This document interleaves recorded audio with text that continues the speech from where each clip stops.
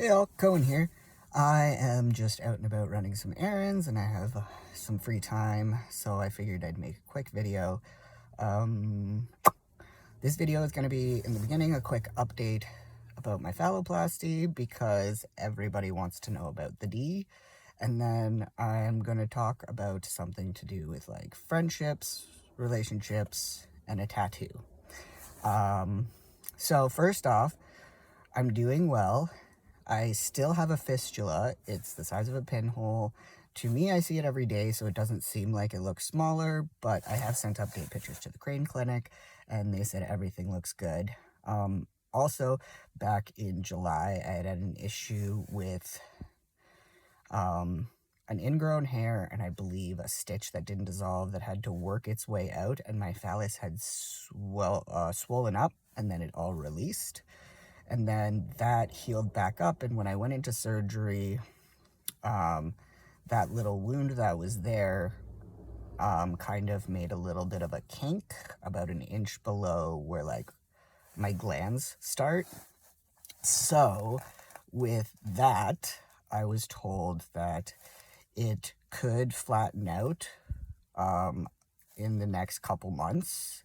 So by 6 months, which would be April, I have to see if that kink has kind of gone away. It's just like a little indent, but like there's areas where like it kind of pops out a little bit, not a lot. It's just, and it's only on one side. It's on the right hand side. It doesn't bother me a lot, but I would like it to not be there because prior to that issue happening, my phallus was completely straight. I didn't have anything with that issue. So I'm hoping that either it flattens out and the fistula closes, because then I won't have to go back to Austin. Now, I had been having pains from where my scrotum is back towards my rectum, and I was put on gabapentin, which is a medication that specifically is for epilepsy, but it's also used to control nerve pain. So I've been taking that since about December 28th or 29th, I think, maybe. And if I take it twice a day. And if I do take it, then I have no pains whatsoever. I'm honestly too scared to not take it and see if I still have pains. I know that maybe I should, but I haven't been directed to. I do have a referral to a specialist who deals with nerve issues, so I'm waiting for a appointment for that so that I can get some tests done to figure out what the dealio is, if anything needs to be repaired surgically, or if it's just a matter of something is pinched or something was rehealing, and that could have been most of my issues. So I want to make sure that that's all good, because if there is anything that does need to be fixed surgically because it's a trans-related surgery, then I would have to go back to Austin. So if the fistula doesn't close, I'd have to go back to Austin. If the kink doesn't go away, I'd have to go back to Austin. And if the nerve pain is something that has to be surgically dealt with, I'd have to go back to Austin. So I'm hoping that maybe all three fix themselves, but that's asking a lot for a hat trick. So I'm in the mindset of I might have to go back to Austin, and I'm not too worried or upset about it. I wish the last trip was the last one, but I don't know. I'm in limbo right now. So by April, I'll have a better idea if I do have to go back. And if I have to go back, I'd like to go back sooner rather than later to just get it fixed and done, because this August will be 3 years since my stage 1. So I would like to get that done. That would mean that would be 7 phalloplasty surgeries for me if I do have to go back again. I did not get the erectile device. At this point in time, I do not want to. The risks are very high. The people that I have talked to, it's a mix of people who have had good, no issues, and then there's people that have had issues to the point where the erectile device is broken and it's need to be replaced, or it hasn't been working, or it causes pain. So for me personally, I'm not at that stage yet. Maybe in a few years I'll think about it again, see if there are any improvements, because the erectile devices that are used in Canada and the US are made for cisgender men, not for trans people. And the Zephyr, which is in like the UK and Europe, that has not been approved to come to Canada, but that was supposed to be a better one because I believe that one's the one that is actually made for us, but also that one does have complications too, so I'm just not down for any more complications or going through any more larger surgeries after, if I have to get this one done. So the ED device is definitely low on my list and not something that I'm looking into. But yeah, so that's where I'm at right now. I can pee standing. I still have to cover the fistula hole, which is kind of annoying, but I have been able to pee outside. I've peed in urinals that are in bathrooms that have the urinal and the toilet, and it's an individual bathroom, so I've been able to pee in a urinal, which is great. I don't know if when the fistula closes and I don't have to hold that area, if I'll have more of a like euphoric sense of peeing because it'll actually be peeing properly, but you know what, we'll figure that out in the future. But that's the update on my D. And then I quickly wanted to discuss something. I know this has no correlation between phalloplasty, but so sometimes people have people that matter a lot to them and they get something to remember them by. And when I was in my early 20s, I was I was like 19, but I was very, very close friends with somebody. We hung out all the time. We were best friends. Like literally, we met at work. It took us not even 2 days to become like besties. And I have always had issues with depression and anxiety and having suicidal thoughts. And this person was somebody who made all that easier and made me feel like I didn't need to feel like that. They helped me out through things, and to be honest, I don't know if I would have made it to my mid-20s without having a friendship like that.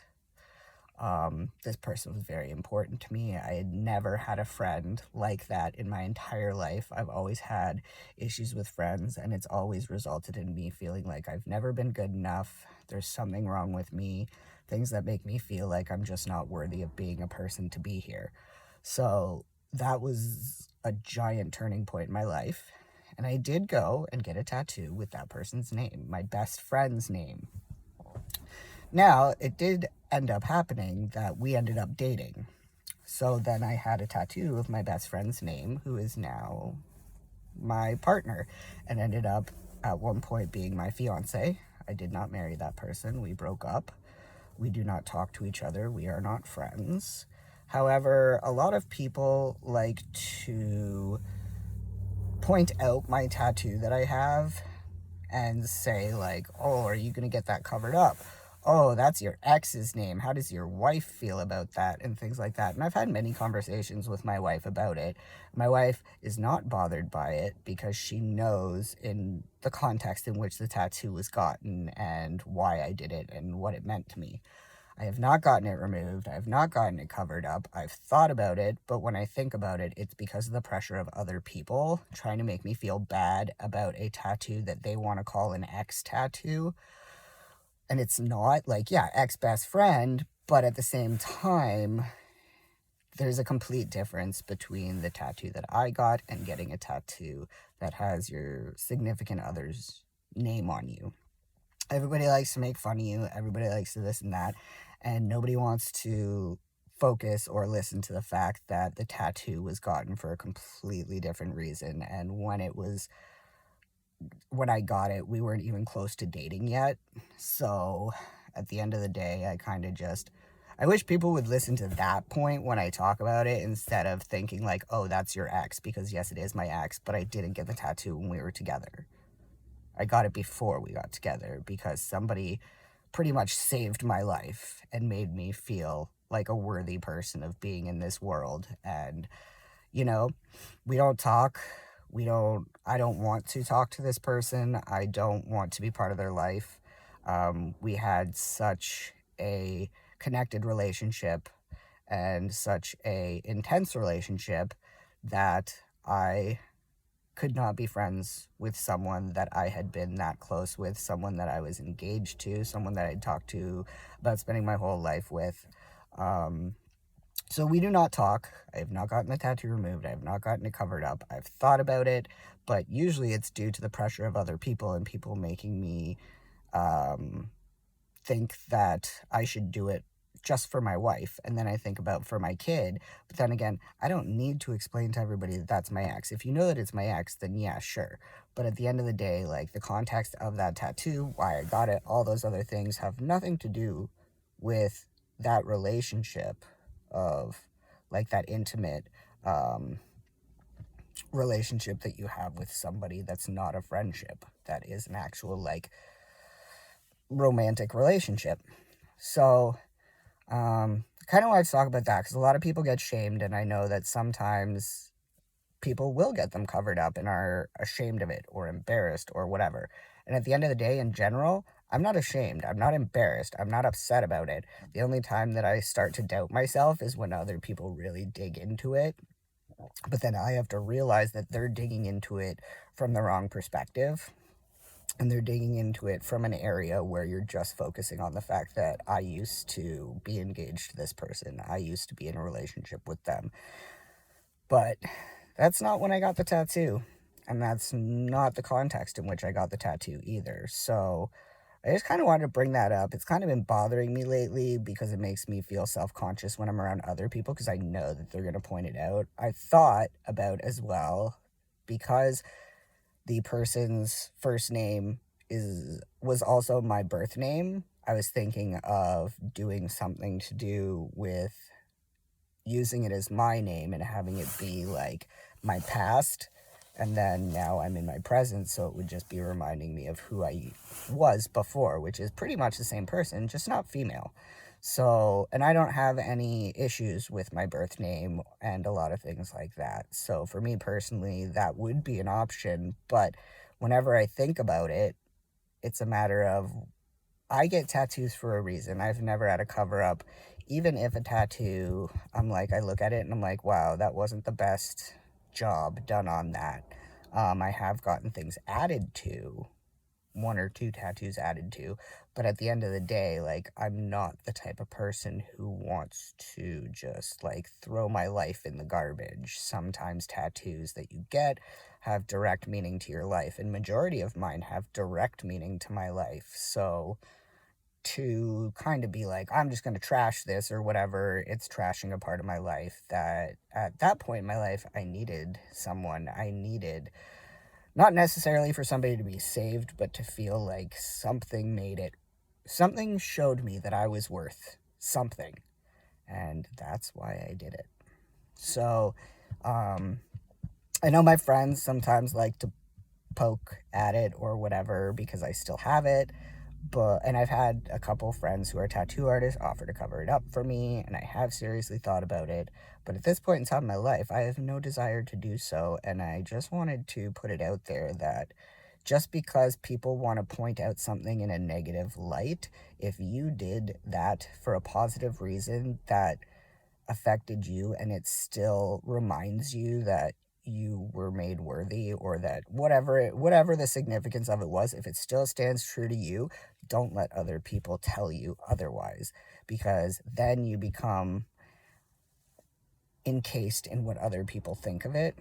And if it's meaningful to you, that, like, the tattoo does not mean that I still love my ex.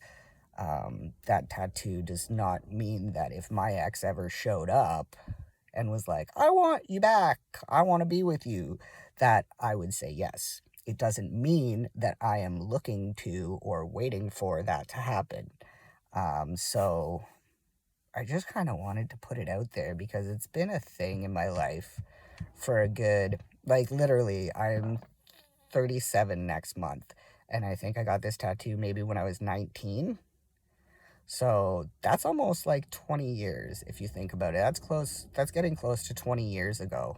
And, I've had it for that long, and I've dealt with people the entire time bringing it up, just, or asking. And then I will say that, like, it was my ex's name, but I say that it was like my friend first. But maybe I should just stick to saying that, like, that was my best friend.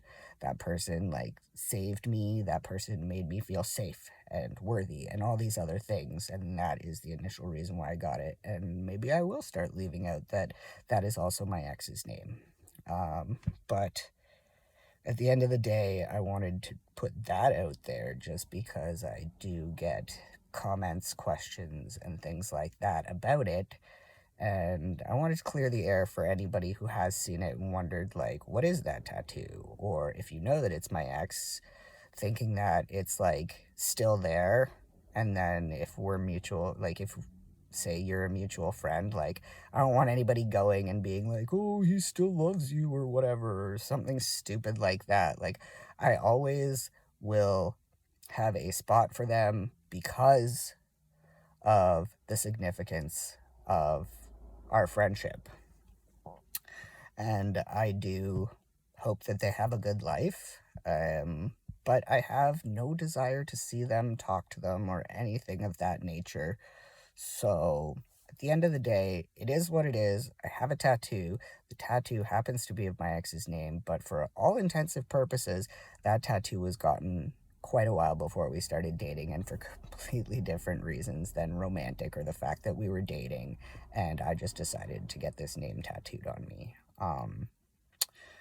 So yeah, and even if the person whose name it is now thinks that it was like a ridiculous thing, or if they think it's lame, or if they want to make fun of me, or if they think whatever they think, then that is what it is. But I'm just putting it out there that anybody who has questions about that, that's the story of it. Pretty much. In a nutshell, that is the story of it. I felt worthy. I felt safe. I felt that I was valid and that my life here meant a lot to more people than I thought. So, you know, that's the tattoo story. That's the update on my D. And I will chat at you guys later when I have a little bit more info of what else is going on in my life. I will come on and talk about Binbrook Pride and Community Binbrook because we have events coming up. And if I have any subscribers that live in the Hamilton area near Binbrook or just like anywhere around Binbrook, then these events are open to you. And also, I want to keep everybody updated on what's going on because I run Trans Fellas and I'm head and founder of Binbrook Pride and Community Binbrook. Binbrook Pride does Binbrook Pride and also events throughout the year to have people involved with things. And then Community Binbrook is a social support meetup where we have information, resources, workbooks, some games, books, and you can also sit and mingle and also like one-on-one or quietly talk with other people if you need some support. So yeah, that's what that's what I've been up to. So Phalloplasty, Trans Fellas, Community Binbrook, Binbrook Pride, and being a stay-at-home dad. So I will chat at everybody later. If you have any questions about anything, please feel free to drop them in the comments. Also, you can go over to Trans Fellas on Instagram and follow there for other information. Also, I will be making a video soon about Patreon. Like I said, I'm not familiar with the platform. I'm slowly trying to figure it out so I don't screw it up, and chatting with a friend. Hopefully we'll have it set up soon so that I can share pictures so that everybody can realize the reality of my phalloplasty surgery, the complications I've gone through, and then also realizing that, like, even if you have a complication or something doesn't look completely right at one point, like, it is possible for it to be, you know, usually it is possible for it to be fixed, and it's not gonna be what you think it is, like, after everything is said and done, and it does take a long time to heal, so things will look differently as time goes by. So I'm going to share that and show that even with the complications that I've had, nothing has turned out terrible. It looks good.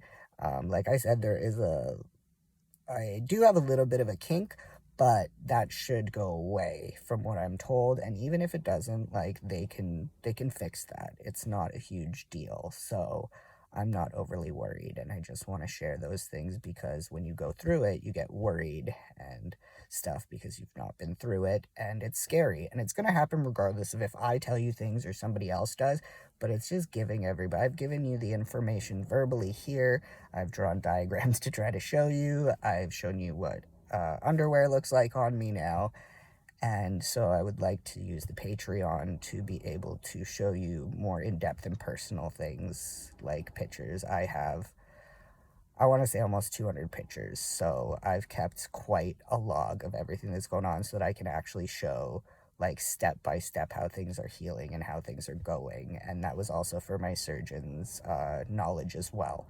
So, yeah, I'll keep you all updated and I'll talk to you soon. Peace.